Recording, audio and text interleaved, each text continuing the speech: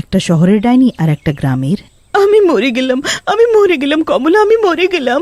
ওই দেখ, আমি ওখানে মরা পড়ে আছি। আমাকে কেউ বাঁচালো না। হায়, যদি কেউ আমাকে বাঁচিয়ে নিত, এবার আমার কি হবে? তুমি তো নিজের জন্য কাঁদছো, আর আমি আমার মেয়ের জন্য। এবার কি হবে আমার মেয়ের? ও মাকে ছাড়া কিভাবে থাকবে?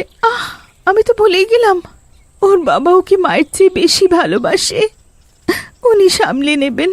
তুমি যদি আমাদের গ্রামে থাকতে, তো তুমি কোনো কষ্ট পেতে না। তুই আবার আরম্ভ করলি? ঠিক আছে, এবার থেকে আমরা একটা কাজ করি। তুই এখানে শহরে থাকবি আর আমি গ্রামে। তখনই বুঝতে পারবি যে গ্রাম ভালো না শহর। আর কি ছিল, দুজনে নিজের জায়গা পাল্টে নেয়। ডাইনি কমলা শহরে থাকে, আর সুধা ডাইনি রূপ নিয়ে কমলার গ্রামে চলে যায়। যেই সুধা গ্রামে পৌঁছয়, তার পা গরুর গোবরে ঢুকে যায়। ও মাই গড, ছি, এটা কি? হায় আমার পা, এটা আমার পায়ে আবার কি লাগলো? এটা থেকে কত দুর্গন্ধ আসছে।